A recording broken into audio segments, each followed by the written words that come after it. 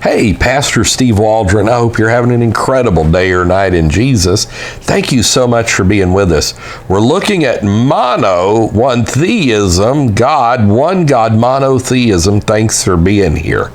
And let's just dive in. We're in plato.stanford.edu, and this is their article on monotheism. I think you'll find it interesting. It's probably going to turn into a multi-part series. Check out our other videos, subscribe, hit the bell notification, and please put it on social media, because I'm terrible with social media and I don't put anything on social media, basically. So, theists believe that reality's ultimate principle is God, an omnipotent, omniscient goodness that is the creative ground of everything other than itself. It has always existed. The old elementary argument, where did God come from? He is a different kind than the material world. He is spirit. Everything we see in material things has a beginning. God has no beginning. He is the first mover. He is the unmoved mover, the unproduced producer.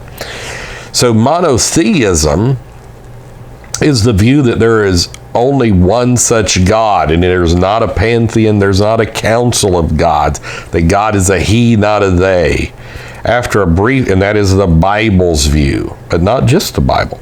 After a brief discussion of monotheism's historical origins, this entry looks at the 5 most influential attempts to establish God's uniqueness. Now, I did want to say, I would be, and I know I'm in the minority on this, but I think I'm in the factual minority, that monotheism was mankind's original religion, going all the way back to Adam and Eve. I think you can prove that maybe even from Göbekli Tepe or something. But sociologically, didn't Smith prove that in the 30s? After a brief discussion, we've already seen that, we will consider arguments from God's simplicity, that he is one, he is a spirit, he has no external parts. Now, some would argue the humanity of Jesus. That's a whole different deal.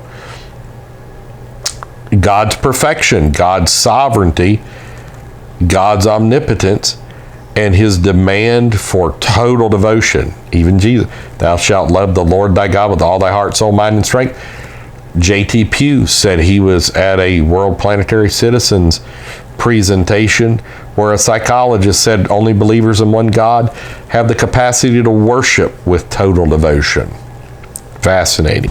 The entry concludes by examining 3 major theistic traditions which contain strands which might seem at odds with their commitment to monotheism. And I did find this interesting. Jewish Kabbalistic tradition, Christianity, and Sri Vaishnavism. So let's go to the monotheism's origins. Most mainstream Old Testament scholars believe that the religion of the early Israelites was neither monotheistic or polytheistic, but monolatrous. They were idolatrous in the worship of one God. While the other existence of gods were not denied, Israel does worship no God but Yahweh. This goes into what's known as henotheism. I would say they would have believed in other gods, Elohim, but either angels or demons, but not gods per se. But that's a whole nother. I just know the concept of henotheism can be loaded and very much misused. In virtue of the Mosaic covenant, Yahweh became the confederate God of Israel. I would say that went back to Abraham. I would say that didn't start with Moses. And they became his people. In part, this is characteristic of any national religion.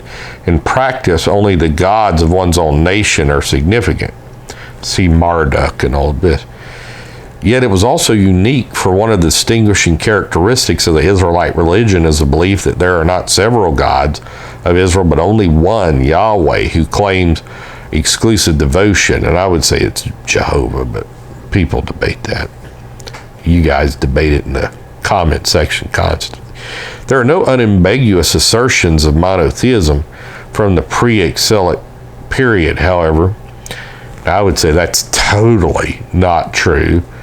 Isaiah for one, the Shema for another.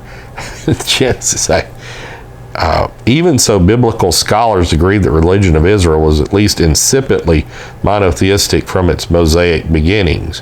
Why? 3 things were arguably decisive. And we're going to look at those 3 things, God willing, in another video. Thanks for being here. We'll see you later. Bye-bye.